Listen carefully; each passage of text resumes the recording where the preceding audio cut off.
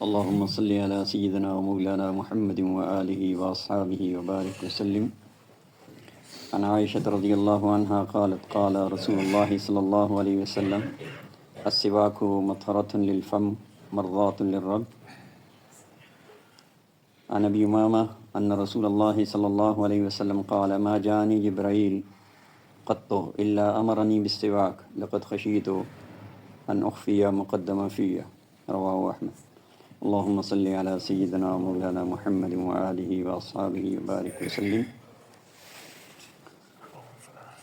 باب السواک سے یہ احادیث پڑھی گئی ہیں. گزشتہ درس کے اندر منہ کی صفائی کے حوالے سے جو نبی کریم صلی اللہ علیہ وسلم نے جو ہدایات دی ہیں ان کا ذکر ہوا تھا، اور جس میں خاص طور پر کھانے پینے کے بعد خلال جو کہ ایک مسنون عمل ہے، اور اس کے بعد کلی کے ذریعے منہ کو صفائی کرنے کی جو ہدایات تھیں ان کی حکمت اور ان کی افادیت کے حوالے سے کچھ بات ہوئی تھی. اسی موضوع سے متعلق یہ احادیث ہیں جو مسواک سے متعلق ہیں، اور کچھ دوسرے آداب بھی ہیں جو منہ کی صفائی سے متعلق ہیں جو آج کی اس درس کے اندر ہوں گے. جو مسواک کی جو سنت ہے بنیادی طور پر اس کا مقصد منہ کی صفائی ہے، اور منہ کی صفائی سے مراد صرف دانتوں کی صفائی نہیں ہے بلکہ پورے منہ کی صفائی ہے. حضور اکرم صلی اللہ علیہ وسلم مسواک کا کس قدر اہتمام فرماتے تھے اس کا اندازہ ان احادیث سے ہوتا ہے جو احادیث کی کتب کے اندر درج کی گئی ہیں، اور مستقل ابواب ذکر کیے گئے ہیں، باقاعدہ عنوانات ہیں باب السواک کے حوالے سے، جس میں 20 احادیث ہیں جن میں اس حوالے سے نبی کریم صلی اللہ علیہ وسلم کا اپنا معمول مبارک اور کچھ دوسری تفصیلات جو ہیں وہ بیان کی گئی ہیں. اور یہ جو حدیث ابھی پڑھی ہے حضرت ابو امامہ رضی اللہ عنہ سے، وہ فرماتے ہیں کہ جبرائیل علیہ السلام میرے پاس جب بھی آتے رہے تو مجھے مسواک کرنے کی تلقین کرتے رہے، یہاں تک کہ مجھے اندیشہ ہونے لگا کہ میں اپنے منہ کا اگلا حصہ چھیل لوں گا. یعنی اتنا مسواک میں پھر کرتا تھا کہ یہ ڈر ہو جاتا تھا کہ کہیں منہ جو ہے وہ زخمی نہ ہو جائے، چھل نہ جائے. اس سے آپ اندازہ لگائیں کہ یہ کتنا اہتمام تھا مسواک کے حوالے سے نبی کریم صلی اللہ علیہ وسلم کا. اور حضرت عائشہ صدیقہ رضی اللہ عنہ کی جو روایت ہے اس میں وہ فرماتی ہیں نبی کریم صلی اللہ علیہ وسلم نے ارشاد فرمایا، بہت مختصر حدیث ہے لیکن بہت ہی اپنے اندر بڑی معنویت رکھتی ہے، السواک مطہرۃ للفم ومرضاۃ للرب، کہ مسواک جو ہے وہ منہ کی صفائی کا ذریعہ بھی ہے اور رب کی رضامندی اور خوشنودی کا ذریعہ بھی ہے. یعنی اس سے صفائی بھی ہوتی ہے اور اللہ بھی راضی ہوتا ہے، اور گویا بندے کی ابدیت سامنے آتی ہے. آدمی اپنی ذات کے لیے تو بہت کچھ کرتا ہے اپنے فائدے کے لیے، لیکن اگر وہ اپنے رب کے حکم اور اس کی مرضی اور اس کے بتلائے ہوئے طریقے کے مطابق کرے گا تو اس سے اس کی ابدیت کا اظہار ہوگا کہ وہ کسی کو اپنا معبود سمجھتا ہے اور کسی کی وہ اطاعت کرتا ہے، اس کے حکم کا پابند ہے. تو مسواک کے یعنی دونوں فائدے ہیں اور دونوں پہلو جن کی طرف نبی کریم صلی اللہ علیہ وسلم نے توجہ دلائی ہے. آپ صلی اللہ علیہ وسلم کسی ایک موقع پر ہی مسواک نہیں فرماتے تھے. احادیث میں بہت سی تفصیلات ہیں، مختلف مواقع ہیں جب آپ صلی اللہ علیہ وسلم گھر تشریف لاتے تھے تو پھر بھی مسواک فرماتے تھے. مقصد کیا تھا کہ منہ میں کوئی بدبو وغیرہ نہ ہو، گھر والوں کو تکلیف نہ ہو. آپ اس سے ذرا اندازہ لگائیں، ہم تو پرواہ نہیں کرتے، منہ سے بدبو کے ببوکے اٹھ رہے ہوتے ہیں اور ہمیں نہ آس پاس والوں کی پرواہ ہوتی ہے نہ کسی دوسرے کی فکر. آدمی یعنی ایک لمحے کے لیے بھی جب کوئی منہ اس طرف رخ کرتا ہے تو بڑا مشکل ہو جاتا ہے وہاں پہ کھڑا ہونا بھی بعض اوقات. لیکن آپ صلی اللہ علیہ وسلم دوسروں کی کس قدر رعایت فرماتے تھے، یہ اس سے یہ معلوم ہوتا ہے کہ آپ صلی اللہ علیہ وسلم جب گھر تشریف لاتے پھر بھی مسواک فرماتے، اور جب کسی محفل میں تشریف لے جاتے تو محفل میں حاضری سے پہلے بھی آپ صلی اللہ علیہ وسلم مسواک فرماتے.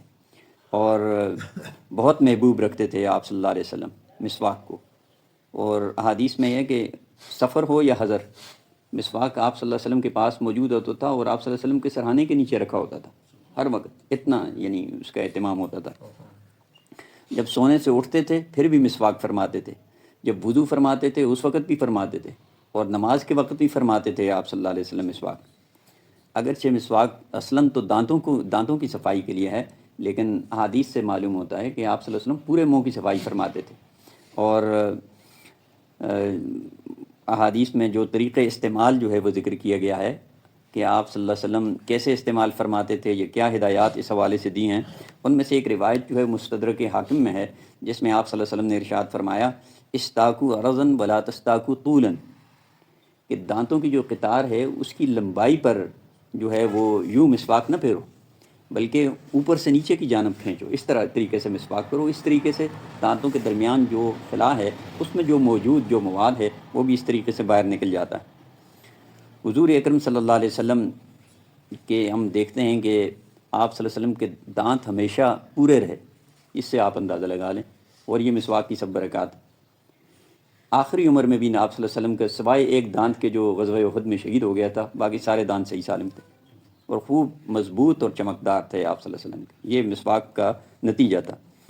حضور صلی اللہ علیہ وسلم کی سب سے جو پسندیدہ مسواک تھی وہ پیلو کی مسواک تھی، جس کو عربی میں اراک بھی کہتے ہیں اور انگریزی میں اس کو سلور ڈورا کہا جاتا ہے.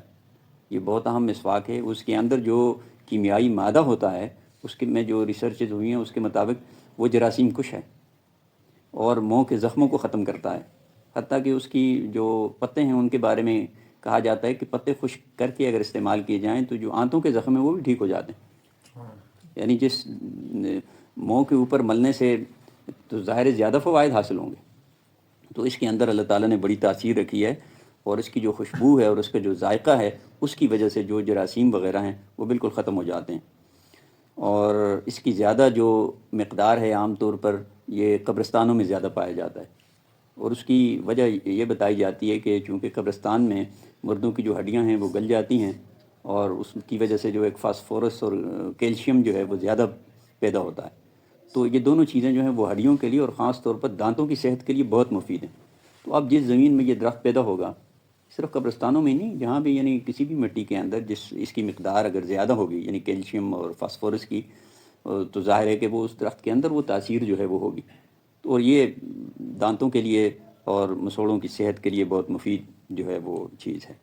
اس کے جو فوائد ہیں وہ انتہائی بے شمار ہیں. بے شمار تحقیقات اس حوالے سے ہوئی ہیں کہ جب آدمی خاص طور پہ دن کے وقت کچھ کھاتا پیتا ہے تو اس کے منہ کے اندر ایک پلازما پیدا ہوتا ہے، اور وہ پلازما نقصان نہیں دیتا کیونکہ آدمی حرکت کر رہا ہوتا ہے، یا اس کی زبان یا اس کا منہ حرکت کر رہا ہوتا ہے، یا اس کے دانت حرکت کر رہے ہوتے ہیں. لیکن جو ہی وہ سوتا ہے اس کا منہ بند ہو جاتا ہے تو یہ پلازما اپنا کام شروع کر دیتا ہے، اور منہ میں پھر مسائل پیدا ہوتے ہیں، جراثیم پیدا ہوتے ہیں، منہ میں بدبو پیدا ہوتی ہے، ذائقہ تبدیل ہو جاتا ہے. اسی لیے نبی کریم صلی اللہ علیہ وسلم جب سوتے تھے پھر بھی مسواک فرماتے تھے، اور جب آپ صلی اللہ علیہ وسلم بیدار ہوتے تھے سو کر اٹھتے تھے اس وقت بھی مسواک فرماتے تھے. تو یہ جدید تحقیقات جو ہیں وہ یہ بتاتی ہیں کہ یہ پلازما اس وقت اپنا کام شروع کرتا ہے جب آدمی کا منہ بند ہو جاتا ہے، سونے لگتا ہے. تو یہ بھی سنت ہے. یوں ہی اٹھتے تھے آپ صلی اللہ علیہ وسلم تو آپ صلی اللہ علیہ وسلم مسواک فرماتے تھے. اور یہ پہلے بھی اس کا ذکر کیا کہ اگرچہ ٹوتھ پیسٹ کے ذریعے اور برش کرنے کے ذریعے بھی یہ فائدہ حاصل ہو جاتا ہے صفائی کا، لیکن وہ مسواک کا متبادل پھر بھی نہیں بن سکتا، کیونکہ جو فوائد مسواک کے ہیں وہ اس ٹوتھ پیسٹ کے استعمال سے وہ فوائد حاصل نہیں ہوتے. اگرچہ ان سے بھی صفائی ہو جاتی ہے لیکن اس کے فوائد جو ہیں وہ بے شمار ہیں. ایک تو یہ کہ عام طور پہ یہ چیز مل جاتی ہے، دوسرے اس کے ریشے نرم ہوتے ہیں، خاص طور پہ پیلو کے مسواک. اگرچہ دوسرے مسواک بھی استعمال کیے جا سکتے ہیں، مثلا نیم ہے، کیکر ہے، اس کے بھی فوائد اسی نوعیت کے ہیں، لیکن زیادہ پسندیدہ جو مسواک تھی وہ یہ تھی. تو اس مسواک کے خاص طور پہ وہ جو دانتوں کے اوپر ایک مواد جو جمع ہو جاتا ہے جس کو انیمل کہتے ہیں، اور وہ دانتوں کی جو چمک کا بھی باعث ہوتا ہے. اگر آپ صرف پیسٹ استعمال کریں گے یا مسلسل برش استعمال کریں گے تو وہ ختم ہو جاتا ہے، حالانکہ وہ دانتوں کا محافظ ہوتا ہے. لیکن اگر آپ مسواک کریں گے یعنی اس طرح کی نرم ریشے والی، تو اس سے یہ مسائل پیدا نہیں ہوں گے، نہ ہی آپ کے مسوڑے زخمی ہوں گے. اور پھر آپ صلی اللہ علیہ وسلم تو تالو کے اوپر بھی، زبان کے اوپر بھی مسواک کو مل دیتے، حلق تک لے جاتے تھے. اور اس کے بھی بہت سارے بے شمار فوائد ہیں جو اس عمل کے ذریعے حاصل ہوتے ہیں، جن کا کچھ ذکر اس سے پہلے بھی ہو چکا ہے. اور اس وقت جو بہت سی بیماریاں ہیں معدے کی، ان میں سے ڈاکٹر کہتے ہیں کہ 90% بیماریاں جو معدے کے جو مسائل ہیں وہ دانتوں کی خرابی کی وجہ سے. تو آپ دیکھیں کہ ایک سنت کی برکت کی وجہ سے آدمی کتنی بیماریوں سے محفوظ ہو جاتا ہے.